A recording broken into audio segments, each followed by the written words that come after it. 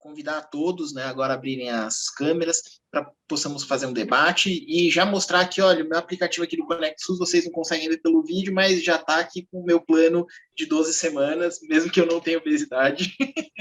Mas esse tipo de iniciativa sempre tem que ser estimulado e tem que ser bem divulgado, né? Olhando, então, agora as nossas perguntas, que o pessoal mandou bastante, tanto pelo Facebook quanto aqui pelo chat, tem uma pergunta para a doutora Cíntia que acho que eu posso, inclusive, ajudar na resposta para puxar uma pergunta seguinte, se haveria algum programa ou estudo validado para combate ou prevenção de obesidade através da modificação de comportamento versus o uso da medicação, a exemplo do DPP para o diabetes.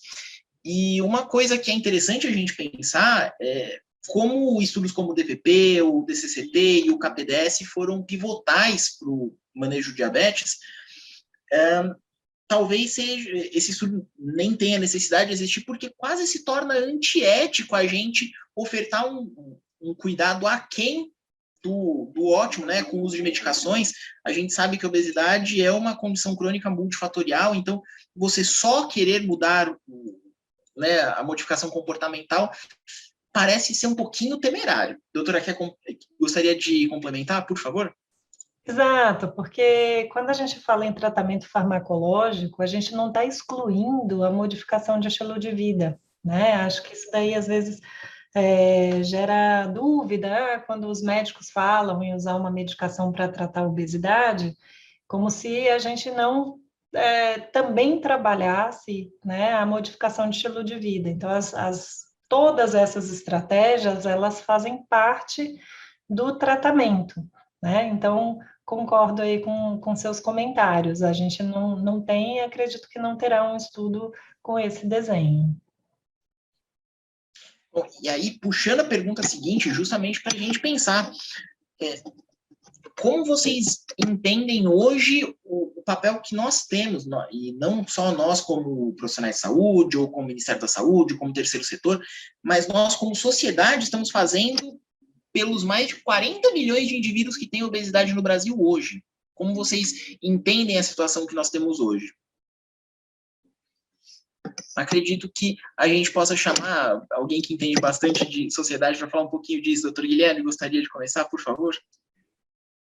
Eu acho que a gente não tem que focar, eu acho que a gente tem, quando a gente fala da prevenção e do tratamento, né, e a redução da prevalência, a gente também tem que ter em conta que as pessoas que estão na condição, elas precisam ser bem cuidadas. Eu acho que parte da fala foi em relação a isso, o acesso aos serviços de saúde. Eu acho que a fala, algumas falas perpassaram isso, a necessidade do acolhimento, a melhor formação, né, dos profissionais que lidam no dia a dia, e não só na saúde, mas principalmente na saúde, na educação, para essas pessoas não sejam...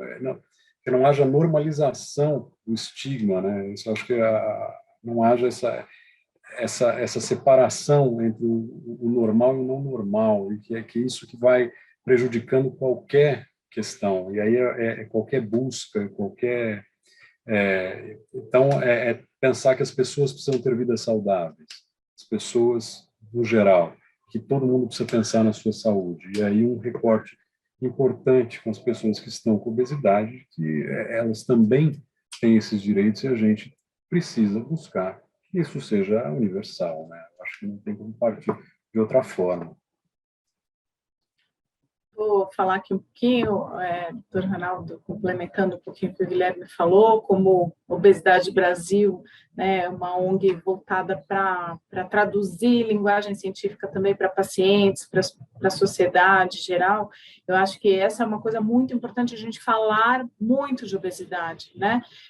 Uma das coisas que dificulta muito o tratamento ainda hoje é exatamente que as pessoas não sabem da obesidade como doença, exatamente que a obesidade não é tratada como doença por grande parte da sociedade, incluindo profissionais de saúde, incluindo pacientes também. né? Então, a gente precisa falar exaustivamente sobre isso. Nós estamos fazendo isso aqui hoje, nós estamos fazendo isso como união de forças aqui, de entidades importantes que tratam disso, né? E eu acho que sem isso, a gente não consegue acessar um monte de coisas, incluindo os tratamentos, porque muitas pessoas não buscam tratamentos por todos os motivos que nós falamos aqui hoje, mas também porque não sabem dos tratamentos, né? Não sabem muitos que existem e não sabem que elas são candidatas aos tratamentos, que elas precisam dos tratamentos, né? Muitas pessoas que até teriam acesso, sim, aí a falta de acesso é outro problema social que nós temos também, mas falar disso, trazer como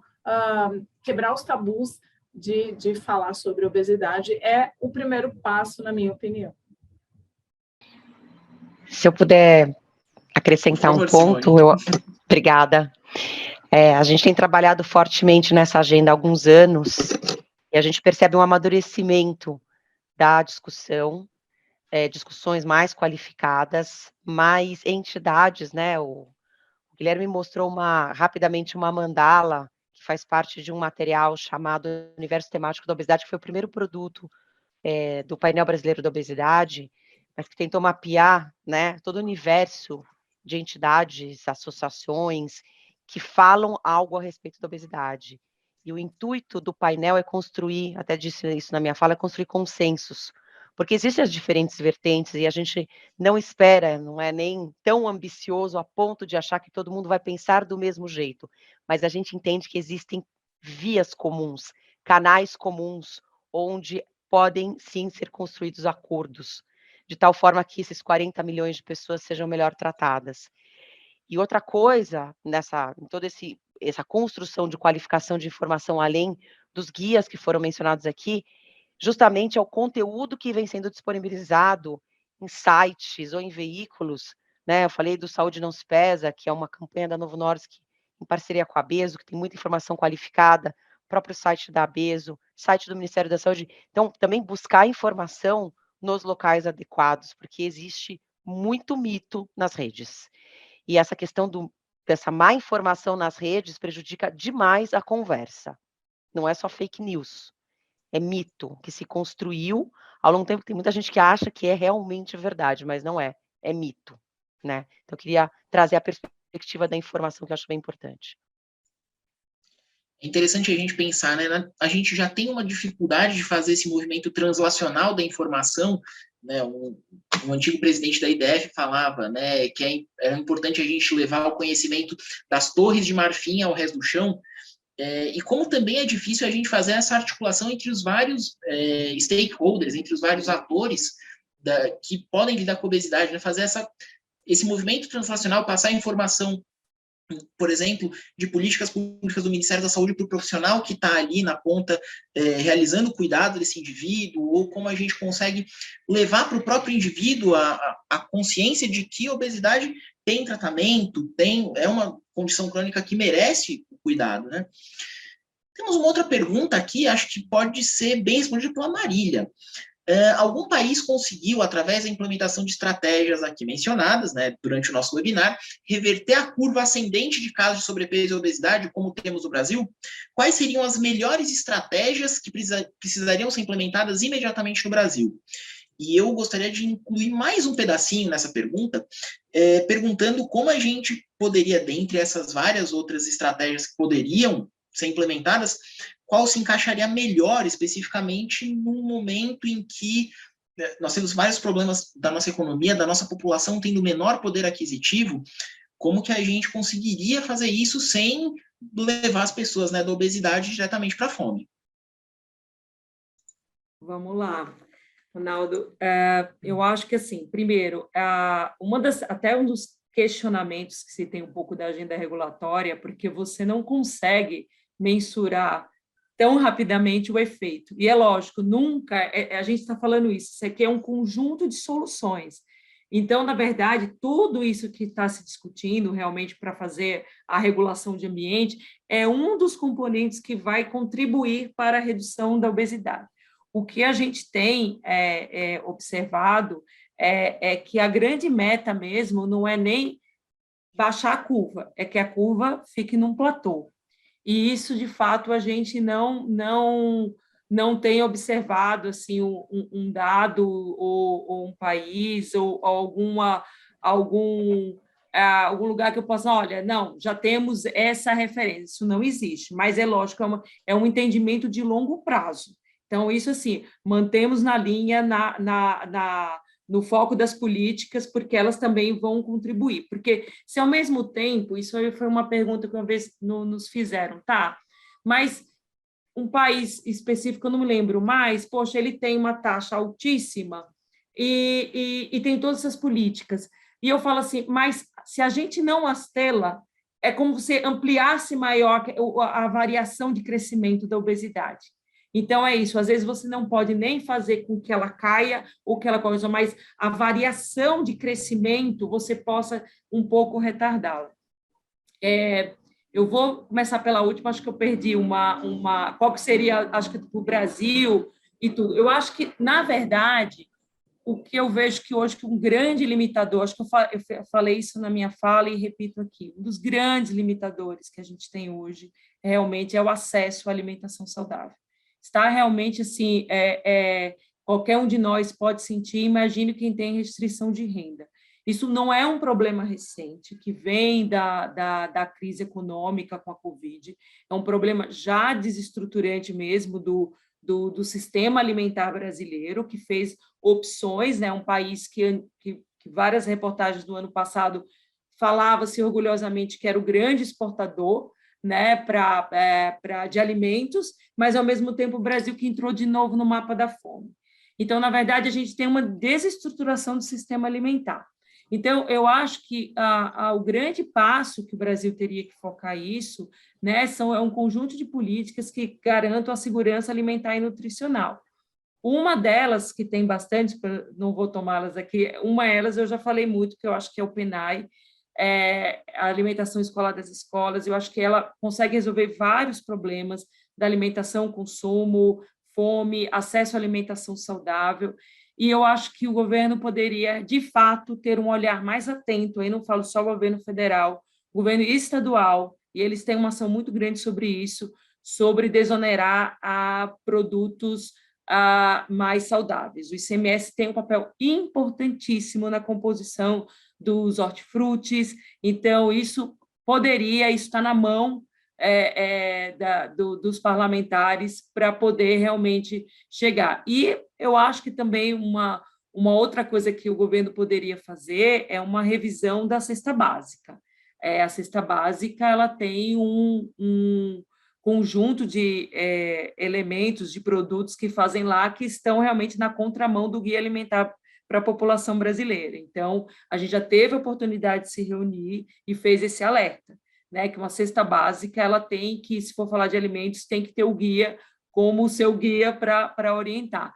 E, assim, eu só queria, como a gente está falando de direitos universal à saúde, a gente gostaria muito de lembrar, quando estou falando aqui de alimentação, que a alimentação é um direito humano pela alimentação adequada e saudável, está na Constituição. Então, acho que também eu acho que é uma informação que não é conhecida muito. Então, o que é uma alimentação adequada e saudável? A gente tem que cuidar hoje da fome, evitar doações de ultraprocessados, para realmente garantir esse direito humano.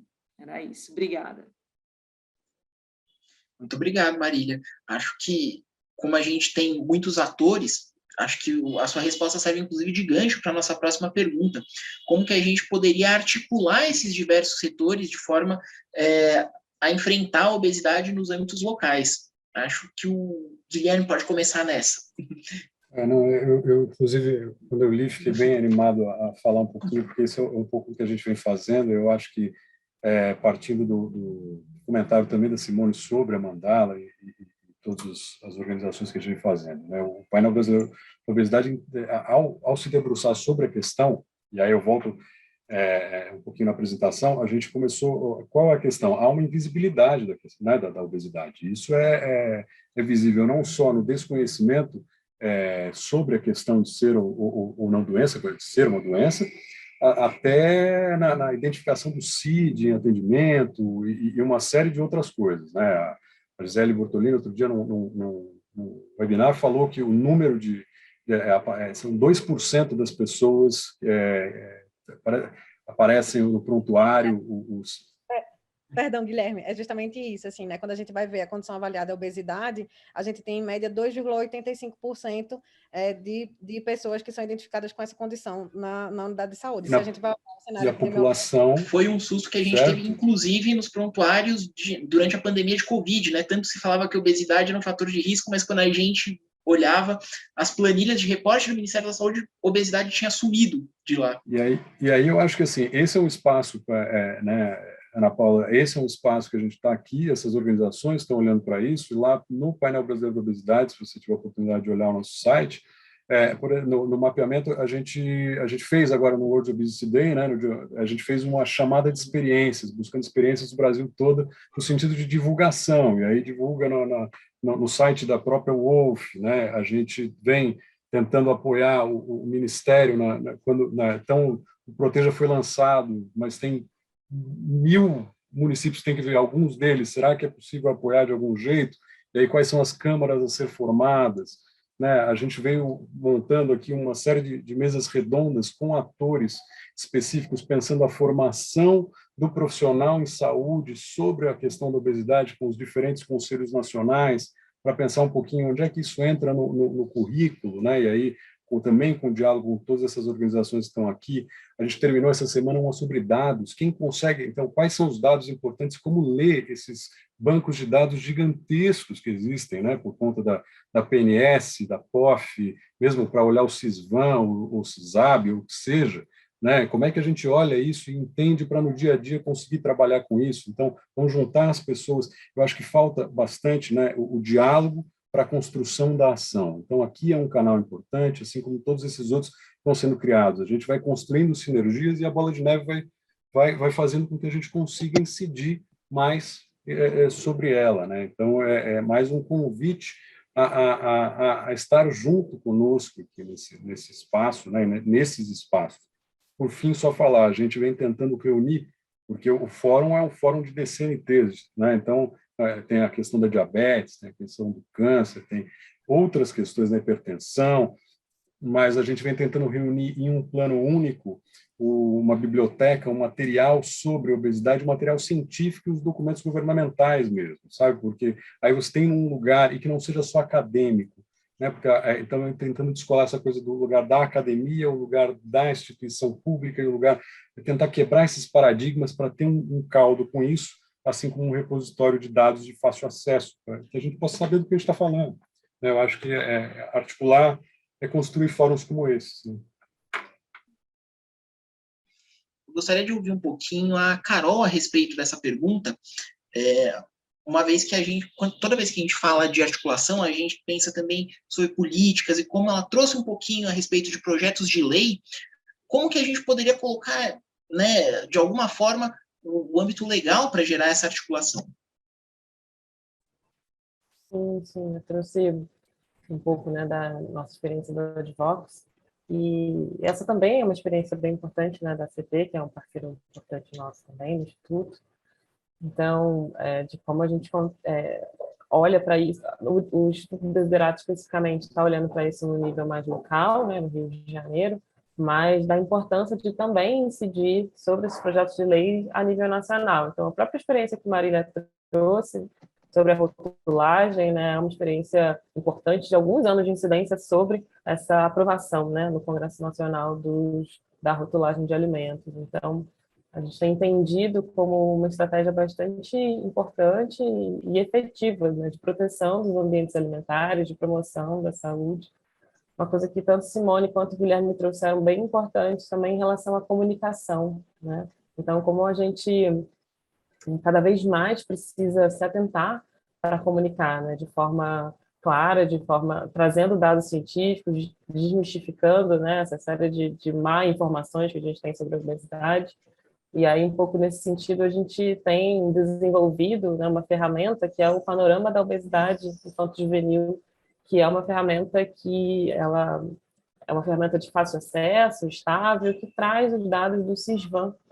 Então, eventualmente, a gente, né, nós como gestores ou profissionais de saúde, poderemos ou não ter um pouco mais de facilidade de acessar esses dados do CISVAN, Mas a partir dessa ferramenta, né, a gente entendendo essa lacuna, a gente desenvolveu essa ferramenta para que as pessoas consigam ter um acesso mais facilitado, mais visualmente interessante, né? Então, como mais uma fonte de dados, mais uma forma de olhar para isso e poder subsidiar essas ações, né, dos gestores, de todas as pessoas, de todos os setores que precisam estar mobilizados para isso. Então, a gente fala muito da saúde, né? Mas a própria iniciativa Proteja traz tanto as ações da saúde quanto as ações dos demais setores. Então, a gente precisa pensar na cidade, né, no transporte, na locomoção, precisa pensar também em segurança pública, né? Estou falando do Rio de Janeiro, isso é uma questão bastante importante. Então, e garantir, né, que a discussão sobre a obesidade esteja presente nos documentos que vão nortear as ações, como, por exemplo, o Plano Municipal de Saúde, né, o Plano de Ação para essas ações de saúde. Então, a gente tem visto, né, na nossa experiência com tanto o Rio quanto com Niterói, quanto essa articulação, né, com os próprios gestores, né, disso estar na agenda, né, de atenção dos municípios leva essas ações a serem mais facilmente implementadas, assim, né? Então, falei um pouquinho além, né, da questão só da regulamentação das leis, né, mas pensando em todas as possibilidades que a gente tem, né, de contribuir nesse sentido. Muito obrigado, Carol. Rapidamente, se me permite, só que tem um documento mundial sendo construído, né, que está sendo construído, que alguns são signatários aqui, a ABESO, Desiderata, gente endereçado pela UOLF aos ministros de saúde para a construção de um plano global, né, para a obesidade, né? Isso então também um advocacy internacional, digamos assim, que a gente vem buscando também. Muito obrigado a participação. Temos mais uma pergunta do chat. Doutora Cíntia também, mas acho que a Gabriela também pode ajudar quando a gente fala do papel das medicações da cirurgia bariátrica no tratamento da obesidade, quando devem ser indicados e como a gente pode incluir o SUS nisso. Bom, acho que quando a gente fala do papel de medicamentos, eu gosto de lembrar que o tratamento de obesidade inclui 4 pilares, né? A gente tem modificações de dieta, a gente tem modificações de atividade física, a gente tem suporte psicológico e também o tratamento medicamentoso, né? É muito difícil a gente tratar a obesidade sem esses quatro pilares. Doutora Cíntia, por favor. Então tá. Primeiro, acho bem importante a gente dizer que é sempre melhor prevenir, né, do que remediar. Essa é uma frase clássica e vários parceiros aqui, incluindo a ABESO, né, nós trabalhamos aí com diversas ações na tentativa de um ambiente mais saudável, buscando prevenção. Mas, como a própria Gabriela, né, trouxe aqui os dados brasileiros, são milhões de brasileiros que já têm excesso de peso, são milhões de brasileiros que já têm obesidade e que eles precisam ser acompanhados e que eles precisam, né, ter acesso a tratamento, né? Essas pessoas precisam ter acesso a tratamento. Então, o tratamento, nas nossas diretrizes, nós trazemos, né, o que há de evidência para quem que é indicado o tratamento, tanto diretrizes nacionais quanto internacionais, elas utilizam como base para indicação do tratamento tanto o grau de obesidade e o grau de complicações que essa obesidade está trazendo para aquela pessoa, né? Então, de acordo com o grau da obesidade, estaria indicado um tratamento farmacológico. Os estudos, eles mostram, né, que frequentemente uma pessoa com obesidade, se você entende, né, a doença obesidade, né, por que uma pessoa ela tem obesidade, e entende que existe uma região no cérebro que regula a fome, a saciedade, e que essa região ela tem alterações em pessoas com obesidade, né, você entende as raízes, né, que estão por trás da causa da doença, fica muito mais simples entender o papel de um tratamento farmacológico que vai justamente atuar nessa regulação, né, fazendo com que a pessoa ela consiga, enfim, aderir melhor às estratégias de modificação de estilo de vida, tá? Porque a obesidade ela é uma doença neuroquímica, né? Então a gente acaba tendo aí que imaginar que esse tratamento ele deve abraçar toda essa fisiopatologia. Então, de um modo geral, as diretrizes, tanto nacionais quanto internacionais, elas vão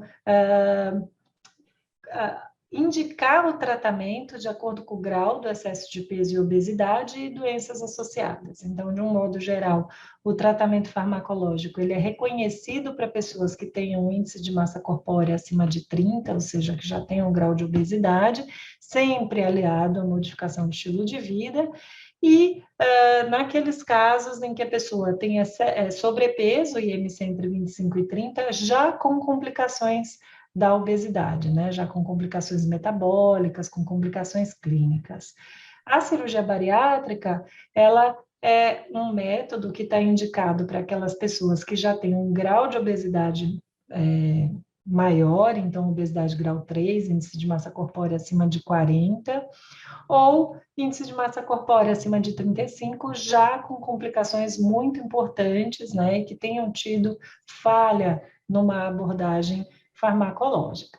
Então, dito isso, a gente entende, né, da importância do tratamento farmacológico, mas ele é subutilizado, tá? Em todos os países, não é uma questão do Brasil, é uma questão em todos os países, né? Recentemente saiu uma publicação, 2% dos americanos que teriam indicação de fazer um tratamento farmacológico recebem, né? Recebem essa indicação, esse tratamento. Se você olha em diabetes, 85% recebe tratamento de diabetes e 2% recebe para obesidade. A obesidade é uma doença muito mais prevalente do que o diabetes, né? Então, a gente vê que existe aí um estigma importante em relação ao tratamento, né? Então, primeiro, o tratamento ele é pouco utilizado, existe aí, a gente pode depois discutir as razões para isso. E segundo, a gente tem que falar em acesso, né? Então, você perguntou aí sobre o SUS, né? No SUS não tem tratamento farmacológico para obesidade. No SUS, você sai da modificação de estilo de vida, o direcionamento, né, do PCDT, né, do protocolo, ele vai para a cirurgia bariátrica, porque a gente não tem nenhuma medicação aí disponível no SUS. Então, a gente também teria que discutir essa questão de acesso. É complexo, né? Mas, de um modo geral, a gente tem aí essas indicações, tá? De tratamento, de cirurgia, e no SUS a gente só tem a disponibilidade da cirurgia bariátrica e, mesmo assim, alguns centros de referência. As filas são enormes para a cirurgia bariátrica, tá? Eu vejo aqui, eu sou médica do Hospital das Clínicas, a nossa fila passa de 6 anos, tá? Agora, com a pandemia, isso se agravou, porque ficamos aí meses sem fazer cirurgia bariátrica por conta da pandemia. Então, a gente vê que o acesso para pacientes que já tenham um grau de obesidade mais importante é pequeno.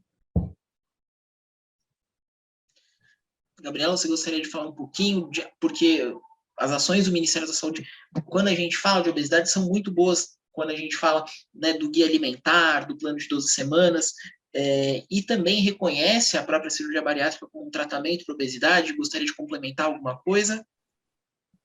Sim, queria agradecer a oportunidade mais uma vez de fala, e dizer que realmente, né, a gente, quando a doutora Cíntia, ela traz, né, de que a gente não tem, então, esse tratamento farmacológico, realmente, né, a Conitec, ela não, enfim, né, ela recebe os processos aí para poder estar incorporando novas tecnologias no nosso Sistema Único de Saúde, mas, enfim, realmente agora, nesse momento a gente não tem, mas a gente entende realmente, né, como custo efetivo a questão da cirurgia bariátrica, mas também é uma realidade essa questão enfim, das filas, mas pensando aí no que a gente tem conseguido fazer também, assim, eu esqueci de falar na minha apresentação, de que também pensando o que a gente tem discutido bastante, da questão das linhas de cuidado, né, da implantação e implementação das linhas de cuidado e pensando o itinerário, né, desse usuário na rede, a partir das suas necessidades. A gente também está com a perspectiva aí de publicação de diversos materiais, né, de instrutivos para pensar tanto cuidado nutricional quanto também o cuidado compartilhado das pessoas com obesidade grave, junto de uma parceria com a Universidade Federal de Viçosa, em Minas Gerais. Então a gente tem discutido bastante a partir também, né, assim, pensando que esses materiais devem estar realmente alinhados com o contexto do nosso Sistema Único de Saúde. Então também é enfim, são como é que se diz? Enfim, estratégias que a gente também tem investido, né, para poder fazer essa discussão com os profissionais. Muito obrigado. Acredito que o Guilherme gostaria de complementar também. É só complementar aqui, dialogar um pouquinho com a Cíntia, com a doutora Cíntia, numa questão que para mim é premente. É interessante como há uma estigmatização de alguns tipos de cuidado. O farmacológico é claro isso, né? Assim, e aí você cria uma marginalização de um grupo de pessoas imensa, assim, porque elas se sentem não só eu falo que é o estigma, né, o duplo estigma, né? Não basta o estigma pela condição que está vivendo, mas ainda, puxa, eu vou ter que me tratar e aí eu não quero contar para as pessoas e vai para a automedicação. Então há uma marginalização premente por conta disso. A pessoa, em vez de buscar cuidado, ela foge do cuidado para por uma questão de vergonha, né? Assim, eu não posso dizer que estou me tratando por conta da obesidade, porque isso gera um duplo estigma. É uma loucura, né? Porque uma coisa, eu tenho um problema, eu vou me tratar, né? Aí tomo, organizo também, não é? Vou separar a estética da saúde, né? No sentido de que, bom, aí tudo bem, eu não preciso, não é que eu vou ficar corpinho Instagram. Não é isso que se busca, né? É qualidade de vida, né? Então, melhora um pouco para poder fazer outras coisas, para entrar em outra história, né? Sabe, Guilherme, essa coisa que você falou é muito importante sobre a meta do tratamento, né? A expectativa do tratamento e o que é a meta. Então, muitas vezes, quando a gente está propondo um tratamento da obesidade, a gente não está falando que a pessoa tem que ficar magra, não tem que ficar com um índice de massa corpórea normalizado, né? Então, assim, a Beso, junto com a SBEM, nós estamos trabalhando com um posicionamento oficial, já será publicado agora em abril, então, assim que for publicado, eu aviso vocês do Cordial, sobre o termo obesidade controlada, né? Até para facilitar essa comunicação, porque quando a gente, como médico, como profissional de saúde, a gente fala da importância da perda de peso, às vezes as pessoas acham assim, nossa, mas não respeito, eu não posso ter determinado peso, e não tem nada a ver com isso, né? A nossa questão é uma questão de saúde. Então, você perdendo 10% do seu peso, você já tem uma série de benefícios, você já reduz riscos de saúde. Então, a gente está fazendo esse posicionamento justamente para trazer o termo e para divulgar o termo obesidade controlada. Porque uma pessoa que tem obesidade, mas que já perdeu 10% do peso, por exemplo, ela tem uma obesidade controlada. Ela está numa situação clínica muito melhor de alguém que está no seu peso máximo da vida e que nunca perdeu. Até para poder abraçar essas pessoas que já tiveram, né, algum resultado e que certamente, do ponto de vista de saúde, elas estão melhores, né, do que quando elas estavam no seu peso máximo. Então, isso daí é uma coisa que a gente vai trazer aí, deve sair publicado no próximo mês, numa revista de endocrinologia, e a gente compartilha aí depois o material com vocês. Gostaria de agradecer a presença de todos, gostaria de convidá-los a fazer um minutinho, rapidamente, uma última fala para concluir, chamando por ordem alfabética. Eu gostaria de começar com a Andréia, por favor. Obrigada a todos, obrigada, doutor Ronaldo, também, meus colegas aqui na mesa. que hoje, assim como todas as pessoas que nos acompanham, que ficaram aqui com a gente até agora e que acompanham, né, o fórum e todas as entidades aqui representadas, que nós possamos fazer essa diferença, né? A gente está se esforçando para isso, acho que já demos muitos passos importantes. Eu vi aí na fala dos meus colegas quantas frentes, né, temos aí para serem abordadas, e essas entidades todas grandiosas aqui representadas por todos nós. E, enfim, muito obrigada, espero que a gente tenha muito sucesso e que isso floresça no sentido de trazer a todas as pessoas informação de qualidade e uma postura mais correta e mais empática em relação à obesidade, trazendo acesso também aos tratamentos a todo mundo que precisa. Obrigada. Muito obrigado, Andréia. Carolina, por favor. Boa noite. Gostaria também de agradecer pelo convite para compor a mesa, agradecer aos colegas também pelas discussões super ricas, e agradecer em nome do Instituto Desiderata. Esse debate é super importante, principalmente quando a gente está falando sobre crianças e adolescentes, né, o quanto o estigma para essa população específica, né, a qual a gente está debruçado hoje em dia, é especialmente preocupante. Então, cada vez mais necessário a gente discutir essa temática, olhar para a obesidade de uma forma, um contexto ampliado, né, no contexto multifatorial, intersetorial. Então, fico bastante feliz com todas as discussões que tivemos aqui e agradeço imensamente. Convido a vocês conheçam, né, nossas ferramentas, nosso site, nosso blog, onde a gente tem todas essas informações de uma forma, assim como a gente já discutiu aqui, né, uma comunicação mais efetiva, e me coloco à disposição também para contatos e estou por aqui. Obrigada. Muito obrigado. Doutora Cíntia, por favor. Eu quero agradecer o convite para fazer parte desse webinário. Acho que foi muito enriquecedor a todos, né, que acompanharam todas as falas, todos os desafios que nós temos aí pela frente. É muito bom a gente ver que a gente está trabalhando junto, né? Eu já estou, assim, na ABESO há alguns anos e a gente tem, assim, cada vez mais alinhado junto com o Instituto Desiderato, Obesidade Brasil, Instituto Cordial, ACT, CEGAM, quer dizer, nós estamos realmente, assim, conseguindo, né, unir forças em prol de uma atenção melhor aos pacientes, às pessoas, né, com obesidade.